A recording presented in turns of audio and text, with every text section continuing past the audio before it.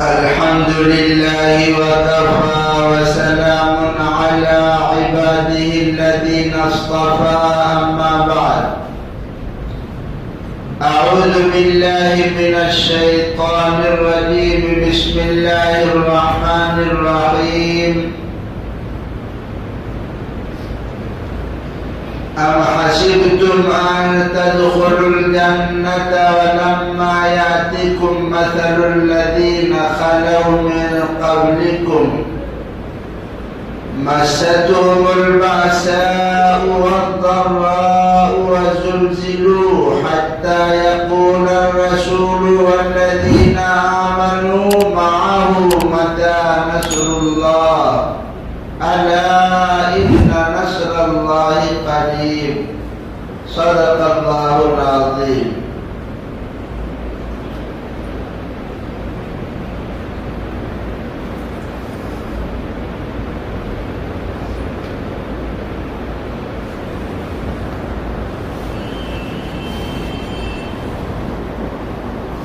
اس دنیا کے اندر آرام اور سکون نہیں ہے.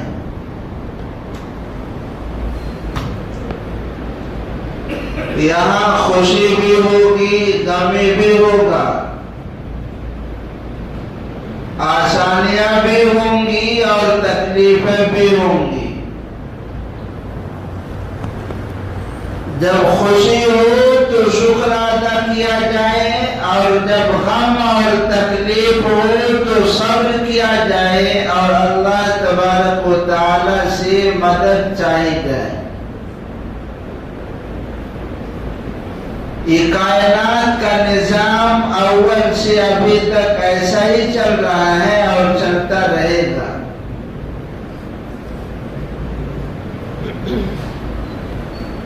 آسانی کے بعد تنگی کے بعد آسانی آئے گی. اللہ تبارک و تعالی نے اسلام کا جو بول بالا عطا فرمایا، حضور اکرم صلی اللہ علیہ وسلم نے مکہ کی 13 سالہ زندگی میں آپ کے جانثار صحابہ نے کن کن تکالیف کا سامنا کیا اور کیا کیا مصیبتیں آئیں، سب کو برداشت کیے. کس کے لیے؟ اللہ تعالیٰ کے لیے، اللہ کے دین کے لیے. آپ صلی اللہ علیہ وسلم کی محبت میں، اللہ کی محبت میں سب کچھ انہوں نے برداشت کیا، لیکن ایمان کا سودا نہیں کیا. وہ ایمان جس کا آج ہم آسانی سے سودا کر لیتے ہیں، وہ ایمان جس کو آج ہم بیچ دیتے ہیں.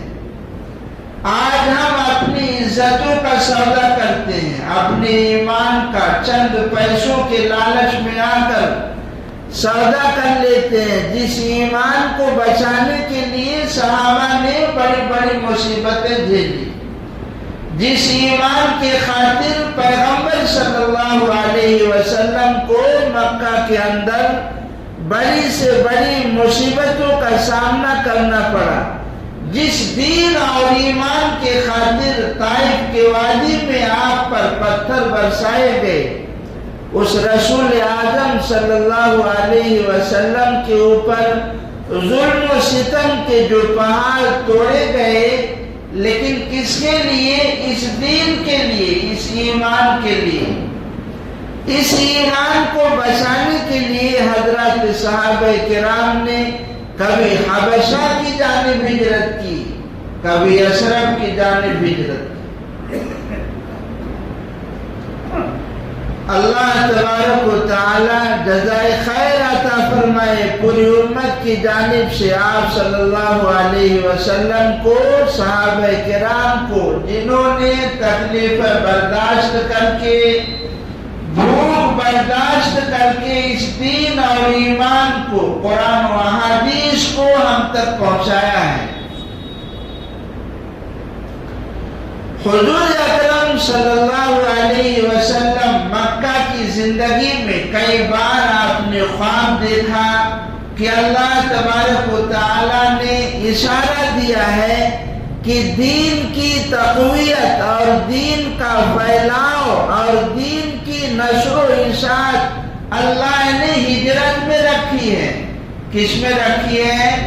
ہجرت میں رکھی ہے۔ اس لیے اشارہ جو دیا گیا تو اس میں فائنلی یہ نہیں بتایا گیا کہ ہجرت یثرب کی جانب ہوگی، ہجرت مدینہ کی جانب ہوگی۔ کبھی آپ کا ذہن اس طرف جاتا ہو سکتا ہے یمامہ کی طرف ہجرت ہو سکتا ہے طائف کی طرف ہو۔ اس لیے جو طائف کا سفر آپ نے کیا ہے وہ ہجرت کی نیت سے کیا آپ نے۔ کس کے لیے کیا ہے؟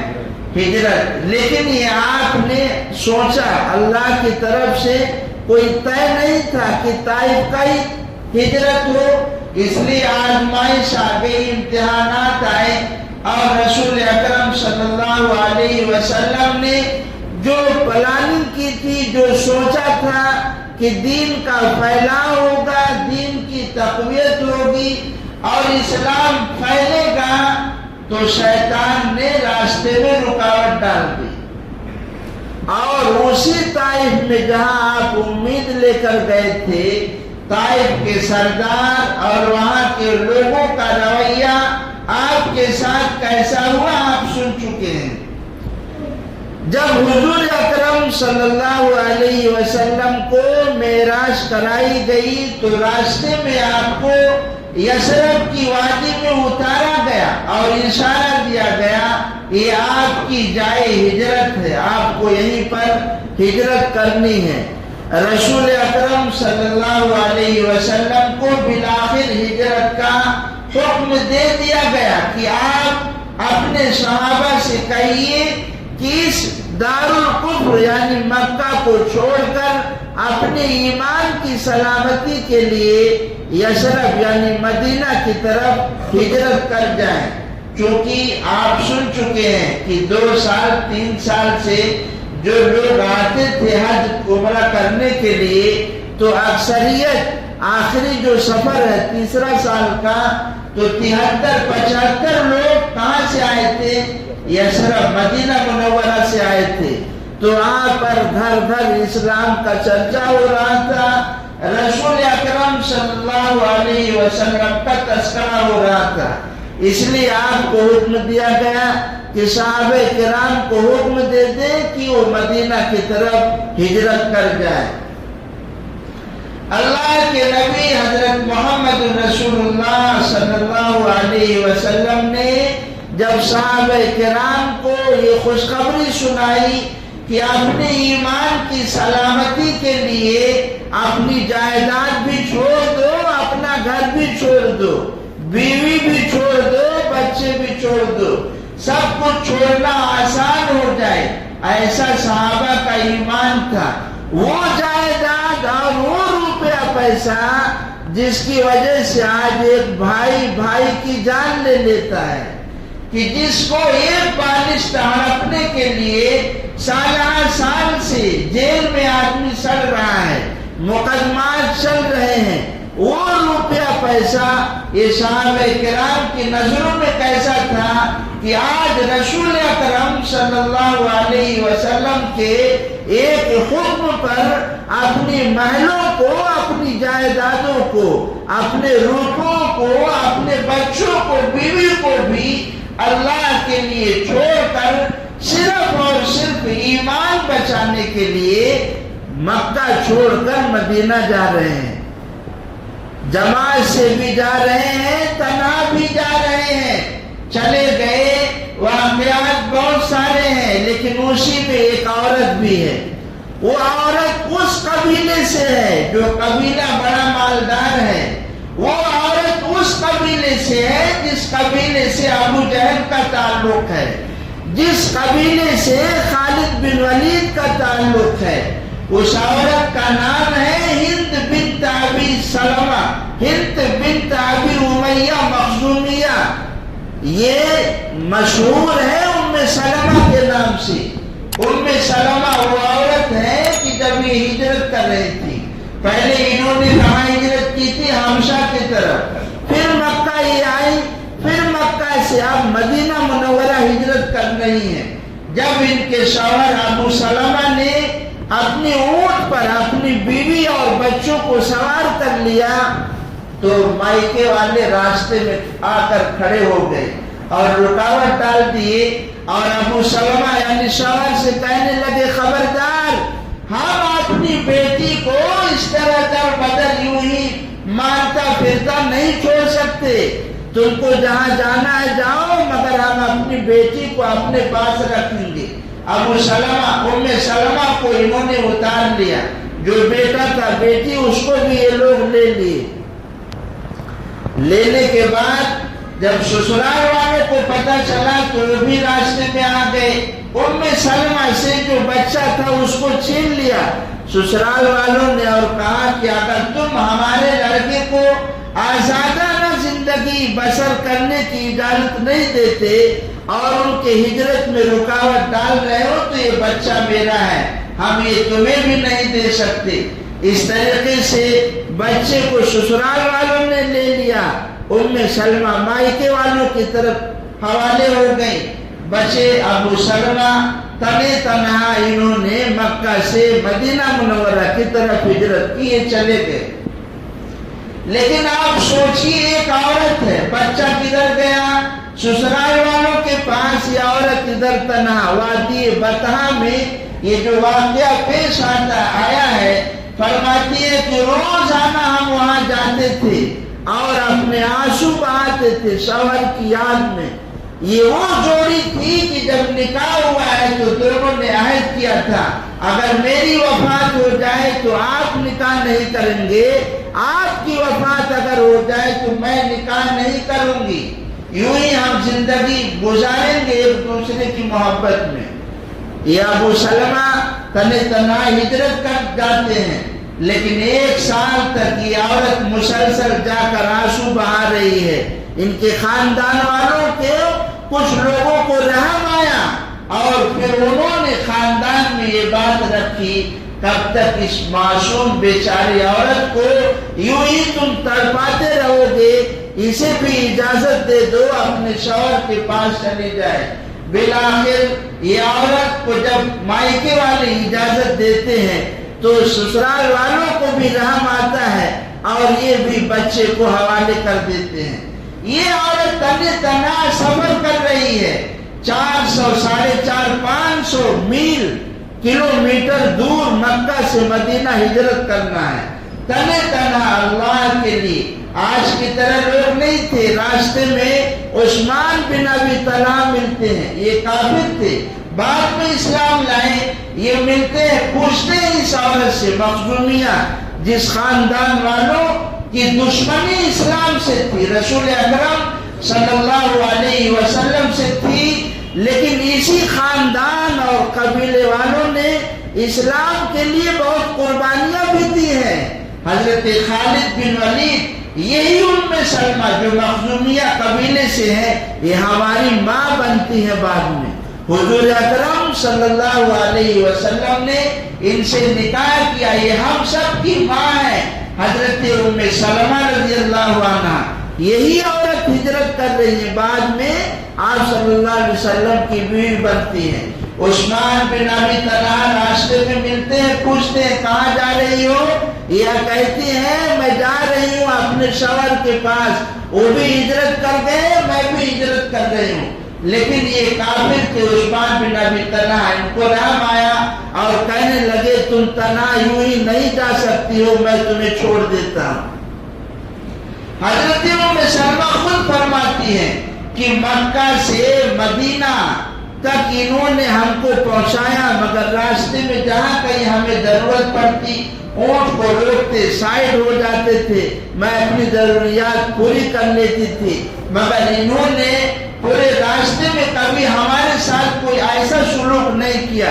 یہ اتنے شریف آدمی تھے۔ یہ مکہ مکرمہ کے اندر جو بھی تھی، جہالت تھی، دشمنی تھی، لیکن انسانیت اتنا گری ہوئی نہیں تھی کہ کسی کی عزت پر حملہ کر دے۔ جیسے آج کل تو حکومت کے کارندے اور انسانیت کا دم بھرنے والے مسلمانوں کے ساتھ انسانیت کے ساتھ کیا رویہ رکھتے ہیں اور کیسا سلوک کرتے ہیں آپ سمجھ سکتے ہیں۔ ابھی کل پرسوں کی ایک ویڈیو آئی ہے، گجرات کے اندر کسی علاقے میں ایک حجاب والی خاتون کو پیچھے سے ایک شخص پکڑ کے گھسیٹتا ہوا لے جا رہا ہے، کل ہی میں دیکھا ہوں۔ آپ سمجھ جائیے، یہاں ٹچ کی بات نہیں ہے، ٹچ تو کیے ہی نہیں بلکہ ان کو دیکھا بھی نہیں۔ اگر کہیں ضرورت پیش آتی ہے تو ایک کافر جو بعد میں اسلام لایا ہے سائیڈ ہو جاتا ہے تاکہ یہ اپنی ضروریات پوری کر لیں۔ جب مدینہ قریب آیا ہے ام سلمہ کو حوالے کر دیتے ہیں، جاؤ یہ قبا کی بستی اب قریب آ رہی ہے، آپ جاؤ اپنے شوہر کے پاس چلی جاؤ۔ حضرت ام سلمہ وہ ذہین اور فطین اور سمجھدار عورت ہے۔ صلح حدیبیہ میں جو ان کا کارنامہ ہے آگے آپ سنیں گے، ابھی ہم یہاں اس کا تذکرہ نہیں کریں گے۔ رسول اکرم صلی اللہ علیہ وسلم کے حکم پر اللہ کے لیے انہوں نے سب کچھ چھوڑا، تنے تنہا ایک عورت اللہ کے لیے کتنی مشقت کا سفر ہے، کتنی تکلیف دہ سفر ہے، لیکن اللہ کے لیے انہوں نے اللہ کے ایک شہر مدینہ کی طرف ہجرت کر گئی۔ اسے میں آپ وہ بھی سنیں گے ہجرت کے واقعے میں کہ حضرت صہیب رومی، یہ روم کے رہنے والے مکہ میں آئے، انہوں نے تجارت کی، بزنس کیا، پیسہ کمایا، لیکن جب ہجرت کر رہے ہیں تو مکہ کے بڑے بڑے غنڈے اوباش قسم کے لوگ راستے میں آ گئے اور کہنے لگے صہیب تو روم سے آیا تھا، تیرے پاس پیسے نہیں تھے، تو نے یہاں پر بزنس کیا، تجارت کی، پیسے کمایا، اس لیے تجھے ہم یوں ہی جانے نہیں دیں گے۔ حضرت صہیب نے کہا اگر میں تمہیں فلاں جگہ جو میں نے خزانہ دفن کیا ہے اگر میں وہ تمہیں دے دوں تو مکہ کے لوگ کہنے لگے جو کفار تھے، رؤسائے کفار کہنے لگے کہ اگر وہ تم ہمیں دے دو گے تو ہم تمہارا راستہ خالی کر دیں گے، تم جاؤ آرام سے۔ صہیب رومی نے کہا جاؤ فلاں جگہ میرا مال ہے، تم وہ سب لے لو اور میرا راستہ چھوڑ دو، اور وہ سارا مال حوالے کر کے تنے تنہا صہیب رومی نے مدینہ منورہ کی طرف ہجرت کی۔ اسے میں آپ وہ بھی دیکھیں گے واقع ہجرت میں کہ جو بینا ہے، بینا نابینا بھی ہجرت کر رہے ہیں، عورتیں ہیں، بچے ہیں۔ ایک اللہ کے نبی کے حکم پر مکہ خالی ہو رہا ہے۔ آج انسانیت کے گھروں پر بلڈوزر چلا کر، شراب پی کر قہقہے لگانے والوں، یہ مکہ کی سرزمین پر اسلام کے بڑے بڑے دشمن ہیں، لیکن جب مکہ کے گھروں کو خالی ہوتا ہوا دیکھ کر ابو جہل اور عتبہ جب ان خالی گھروں کو دیکھتے ہیں تو اشعار میں گنگناتے ہیں کہ یہ جو سالہ سال تک بہاروں میں رہنے والے گھر، کبھی ان گھروں پر دکھ اور غم بھی کا دن گزرتا ہے، کبھی ان گھروں پر دکھ اور غم بھی آتے ہیں۔ جو سالہ سال تک انہیں غم تھا، انہیں تکلیف تھی، انہیں صدمہ تھا کہ مکہ کے اندر سے لوگ اپنی جائیدادوں کو اور اپنے گھروں کو چھوڑ کر جا رہے ہیں اور اپنے اشعار میں اس کا اظہار بھی کر رہے ہیں، لیکن آج انسانیت کا دم بھرنے والے لوگ اور اسلام کے کٹر دشمن اور اسلام کو مٹانے کی بات کرنے والے اور انسانیت کا دم بھرنے والے ببانگ دہر میڈیا پر اعلان کرتے ہیں کہ ہم اسلام کو مٹا دیں گے اور مسلمانوں کے گھروں پر بلڈوزر چلا دیں گے۔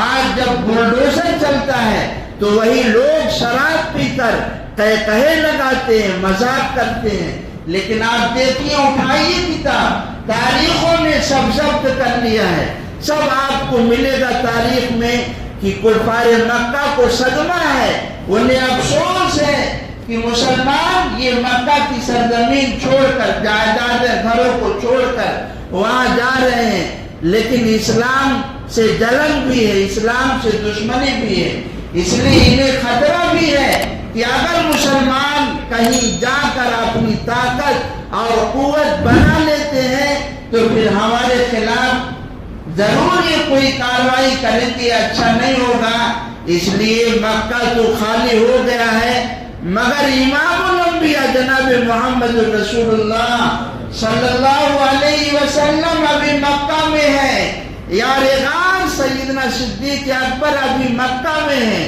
حضرت علی بن ابی طالب ابھی مکہ میں ہے۔ یہ کس کے حکم سے رکے ہیں؟ جناب رسول اکرم صلی اللہ علیہ وسلم کے حکم سے ابھی رکے ہوئے ہیں، ابھی انہوں نے ہجرت نہیں کی۔ اس لیے مکہ کے بڑے بڑے گنڈوں کا اور اسلام کے کٹر دشمنوں کا اسمبلی ہال میں، پارلیمنٹ ہاؤس میں، پنچایت گھر میں یہ میٹنگ اور مشورہ ہوتا ہے کہ وہ نبی، وہ امام الانبیاء جو انسانیت کو انسان بنانے آیا ہے، جو انسانیت کو صحیح معنوں میں انسانیت کا درس دینے آیا ہے، جو انسانیت کا خیر خواہ ہے، جو انسانیت کا ہمدرد ہے، آج اسی ہمدرد کو قتل کرنے کے لیے اس اسمبلی ہال میں، اس پارلیمنٹ ہاؤس اور پنچایت گھر میں میٹنگ ہو رہی ہے۔ مکہ کے بڑے بڑے لوگ اس میں اکٹھا ہیں، سب لوگ اکٹھا ہو گئے، دروازہ بند ہونے جا رہا ہے، اچانک دروازے پر ایک بوڑھا حاضر ہوتا ہے، اس سے لوگ سوال کرتے ہیں تم کہاں سے آئے؟ اس لیے کہ تمہارا چہرہ تو ہم نے نہیں دیکھا۔ اس بوڑھے نے کہا میں نجد سے آیا ہوں، یہ نجد ایک علاقہ ہے عرب کے، میں وہاں سے آیا ہوں۔ اس نے بھی اس کو پہچانا کھیلا، اس نے یہ نہیں کہا میں تہامہ سے آیا ہوں، ان قبائل کی طرف سے آیا ہوں، قبیلے طفیل بن عمرو دوسی، تہامہ وغیرہ کا جو علاقہ، اگر کہتا میں تہامہ سے آیا ہوں تو کیونکہ کفار مکہ کو معلوم تھا کہ حضور صلی اللہ علیہ وسلم پر اپنی جان کو فدا کرنے والے ان علاقوں میں موجود ہیں، اس نے کہا میں نجد سے آیا ہوں اور تمہارا خیر خواہ ہوں، میں نے سنا ہے کچھ مشورہ ہونے والا ہے۔ ان لوگوں نے بھی اس کو اندر کر کے دروازہ بند کر لیا۔ اب آپس میں بات طے ہونے لگی کیا کیا جائے۔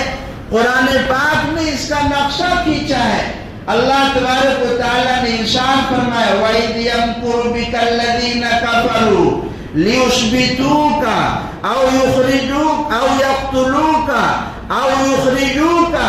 یہ لوگ جب تدبیریں کر رہے تھے اے پیغمبر صلی اللہ علیہ وسلم آپ کو دربدر کر دے، آپ کو قید کر دے، آپ کو قتل کر دے، اللہ ان کو دیکھ رہا تھا، اللہ کے علم میں تھا کہ آج اس انسانیت کے ہمدرد کو، امام الانبیاء جناب محمد رسول اللہ صلی اللہ علیہ وسلم کو، جن کی وجہ سے کائنات بنائی گئی، آج جن کی برکت سے ہم کھا رہے ہیں، یہ کافر بھی نبی کی برکت سے انہیں مال مل رہا ہے، نبی کی برکت سے انہیں پانی مل رہا ہے، نبی کی برکت سے انہیں کھانا مل رہا ہے۔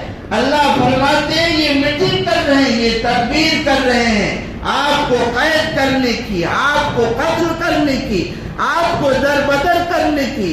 اللہ بھی تدبیر کر رہا تھا، واللہ خیر الماکرین، اللہ بہترین تدبیر کرنے والا ہے۔ رات کے اکثر حصوں میں ان لوگوں کی میٹنگ چلی ہے۔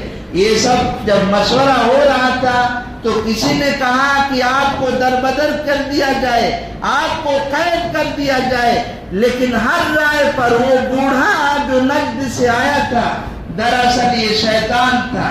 یہ کون تھا؟ یہ شیطان تھا۔ شیطان نہیں چاہتا ہے اسلام پھلے پھولے۔ اللہ ولی الذین آمنوا والذین کفروا اولیاءهم الطاغوت۔ جو مومن ہے، مسلمان ہے، ان کا ولی اللہ ہے، اور جو کافر ہیں ان کے ولی بت ہیں، شیاطین ہیں، تو ان کی سپورٹ تو کریں گے۔ اس لیے جب یہ دونوں رائے فلاپ ہو گئی اور شیطان نے کہا یہ رائے اچھی نہیں ہے، تو ابو جہل کھڑا ہوا کہ مکہ کے ہر قبیلے اور خاندان سے ایک ایک فرد محمد صلی اللہ علیہ وسلم کے گھر کا محاصرہ کر لے، اور آپ جب نکلے مسجد حرام کی طرف رات کو نماز پڑھنے کے لیے تو آپ کو قتل کر دیا جائے۔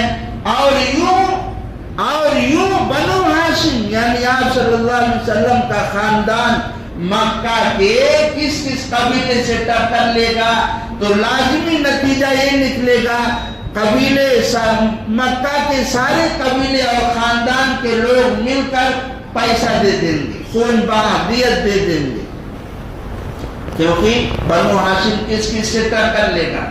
یہ ان لوگوں کا مشورہ ہوا۔ نجد سے جو بوڑھا آیا تھا شیطان تھا جو اصل میں اس نے کہا واہ واہ واہ واہ واہ واہ تالی بجاؤ یہ بڑی اچھی رائے ہے، اسی پر ڈن ہو گیا، اسی پر فیصلہ ہو گیا۔ حضور اکرم صلی اللہ علیہ وسلم اور اہل ایمان کی مدد اللہ تعالیٰ کی ان کے ساتھ ہے۔ ابھی جو ہم نے آیت پڑھی ہے ام حسبتم ان تدخلوا الجنة ولما يأتكم مثل الذين خلوا من قبلكم مستهم البأساء والضراء وزلزلوا حتى يقول الرسول والذين آمنوا معه متى نصر الله۔ اللہ فرماتے ہیں الا ان نصر اللہ قریب، اللہ کے جو مخصوص بندے ہوتے ہیں اللہ تبارک و تعالیٰ کی فوراً مدد ان کے ساتھ نہیں آتی ہے، فوراً مدد ان کے ساتھ نہیں آتی ہے، تکلیفیں آتی ہیں۔ اس سے پہلے لوگوں کے ساتھ بھی ایسے حالات آئے، وہ ہلا دیے گئے، جھنجھوڑ دیے گئے۔ لوگ پیغمبر بھی اہل ایمان بھی اپنی زبانوں سے یہ کہنے لگے اللہ کی مدد کب آئے گی؟ اللہ تعالیٰ نے فرمایا ان سے کہیے اللہ کی مدد قریب ہے، اللہ کی مدد قریب ہے۔ یہ حضور اکرم صلی اللہ علیہ وسلم فوراً آسمان سے جبرائیل علیہ السلام آتے ہیں اور ان کی جو میٹنگ اور مشورہ ہوا ہے اور جو قرارداد پاس ہوئی ہے حضور اکرم صلی اللہ علیہ وسلم کو جبرائیل علیہ السلام بتا دیتے ہیں اور یہ بھی کہتے ہیں کہ آج کی رات آنے والی رات میں آپ کو مدینہ کی طرف ہجرت کرنی ہے۔ رسول اکرم صلی اللہ علیہ وسلم نے دوپہر کی چلچلاتی اور تپتی ہوئی دھوپ میں سر پہ کپڑا باندھ کر اس یار غار سیدنا صدیق اکبر کے گھر کی طرف روانہ ہوتے ہیں۔ یہ ایسا وقت ہے کبھی آپ اس وقت میں گئے نہیں، مگر آج حضرت ابوبکر صدیق رضی اللہ عنہ کے گھر جا رہے ہیں۔ حضرت سیدنا صدیق اکبر نے جب دیکھا تو حضور صلی اللہ علیہ وسلم سے سوال کیا حضرت کیا بات ہے؟ حضور پاک علیہ السلام نے فرمایا اللہ کی طرف سے ہجرت کا حکم مل گیا ہے۔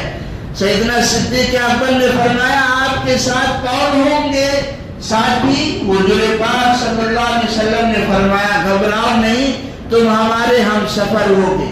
اور یوں حضرت عائشہ صدیقہ رضی اللہ عنہا فرماتی ہیں کہ انسان کے آنکھوں سے جو آنسو نکلتا ہے، کبھی خوشی کا بھی آنسو ہوتا ہے اور کبھی غم کا بھی آنسو ہوتا ہے۔ میں نہیں جانتی تھی کہ غم کا بھی آنسو ہوتا ہے اور خوشی کا بھی آنسو ہوتا ہے، لیکن جس چلچلاتی ہوئی دھوپ میں دوپہر کے وقت حضور پاک صلی اللہ علیہ وسلم ہمارے گھر تشریف لائے اور آپ نے کہا کہ ہجرت کا حکم ہو گیا ہے اور آپ کے ہم سفر ہمارے والد یعنی ابوبکر صدیق رضی اللہ عنہ ہوں گے، تو فرد مسرت میں سیدنا صدیق اکبر کی آنکھوں سے آنسو جاری ہو گئے اور آپ رونے لگی خوشی میں کہ اللہ کے نبی صلی اللہ علیہ وسلم کے ساتھ ہم ہجرت کریں گے، اللہ کے لیے مدینہ منورہ جائیں گے۔ حضور اکرم صلی اللہ علیہ وسلم کی خدمت میں سیدنا صدیق اکبر نے 8000 درہم میں 2 اونٹنیاں خریدی تھی جنہیں ببول کے پتے کھلا کھلا کر مضبوط کیا تھا۔ حضور اکرم صلی اللہ علیہ وسلم سے کہنے لگے یہ اونٹنی ایک آپ کو ہدیہ ہے اور ایک پر ہم سوار ہوں گے اور یوں مدینہ کی طرف ہم دونوں ہجرت کریں گے۔ رسول اکرم صلی اللہ علیہ وسلم نے منع کر دیا، صدیق اپنی اونٹنی کو تم جو تحفہ دے رہے ہو، ہدیہ دے رہے ہو، میں اس کو ایسے نہیں قبول کروں گا، اس کے بدلے میں تمہیں پیسہ دوں گا۔ اس لیے کہ ہجرت یہ عبادت ہے۔ ہجرت کیا ہے؟ المہاجر من حجر ما نہی اللہ عنہ، مہاجر وہ ہیں جن کاموں سے اللہ نے منع کیا ہے، جن کاموں سے رسول اکرم صلی اللہ علیہ وسلم سے نے منع کیا ہے اس کو چھوڑ دے، یہ بھی مہاجر ہے، یہ بھی ہجرت کرنے والا ہے۔ ایک ہجرت ہے دار الکفر سے دار الاسلام کی طرف، اور ایک ہجرت ہے دار الخوف سے دار الامن کی طرف۔ صحابہ کرام نے دونوں ہجرت کی ہے۔ حبشہ کی طرف ہجرت کیے تھے، وہ دار الامن تھا۔ مدینہ کی طرف ہجرت کیے ہیں، وہ دار الاسلام بننے جا رہا ہے۔ دار الکفر سے دار الاسلام کی طرف، مدینہ دار الاسلام بننے جانا ہے۔ اس لیے حدیث پاک میں فرمایا حضور اکرم صلی اللہ علیہ وسلم نے کہ ہجرت کا بڑا اجر و ثواب ہے، لیکن آج امت مسلمہ جو حدیث پاک میں فرمایا کہ مہاجر وہ بھی ہے، ہجرت کرنے والا وہ بھی ہے کہ اللہ نے جن کاموں سے منع کیا اسے چھوڑ دے، رسول اکرم صلی اللہ علیہ وسلم نے جن کاموں سے منع کیا اسے چھوڑ دے، یہ بھی ہجرت کرنے والا ہے۔ حضور اکرم صلی اللہ علیہ وسلم نے فرمایا جب ہجرت مکہ فتح ہو گیا، لا ہجرت بعد الفتح، اب مکہ فتح ہو گیا، اب اس کے بعد ہجرت نہیں ہے، لیکن اس کا مطلب یہ نہیں ہے کہ اب ہجرت نہیں ہے، ہجرت سرے سے ختم ہو گیا، نہیں۔ جب تک توبہ کا دروازہ بند ہو نہیں جاتا تب تک اسلام میں ہجرت ہے۔ جب تک، اور توبہ کا دروازہ کب بند ہوگا؟ جب سورج مشرق کے بجائے مغرب سے نکلے گا، اس کے بعد توبہ کا دروازہ بند ہو جائے گا۔ جب تک ہجرت کا سلسلہ بھی ہے، ایک ہجرت مستحب بھی ہوتی ہے، بعض ہجرت فرض بھی ہوتی ہے۔ جیسے حضور اکرم صلی اللہ علیہ وسلم نے ارشاد فرمایا جو کوئی استطاعت رکھتا ہو، طاقت رکھتا ہو، اسے چاہیے کہ مدینہ میں آ کر مرے، مدینہ میں وہ قیام کرے، وہیں پر وہ قیام کرے اور وہیں پر اس کی وفات ہو، اس لیے کہ جس شخص کی موت مدینہ منورہ میں ہو جائے گی، اللہ کے نبی صلی اللہ علیہ وسلم اس کے لیے شفاعت کریں گے۔ یہ خاص شفاعت ہوگی رسول اکرم صلی اللہ علیہ وسلم کی۔ اس لیے ایک ہجرت مستحب ہے، ہمارے بہت سے علماء نے وہ ہجرت بھی کی۔ ہمارے علماء دیوبند میں حضرت مولانا خلیل احمد سہارنپوری نور اللہ مرقدہ، حضرت حاجی امداد اللہ مہاجر مکی، اور فضائل اعمال تو جانتے ہی آپ، مشہور و معروف کتاب ہے۔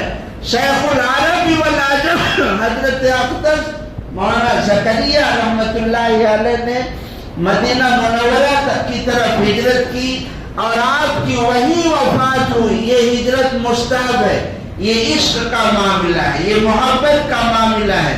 بہت سارے لوگ کہاں سے آتے ہیں، لیکن جب وہاں پہنچتے ہیں وفات ہو جاتی ہے۔ وہ عشق کا معاملہ ہے، جو وہ جانتے ہیں ان کا اللہ جانتا ہے۔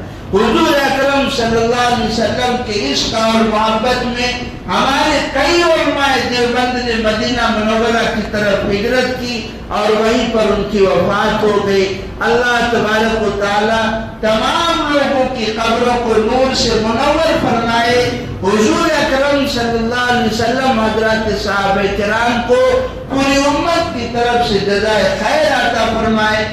انشاءاللہ آگے بات آئے گی۔ وما علینا الا البلاغ۔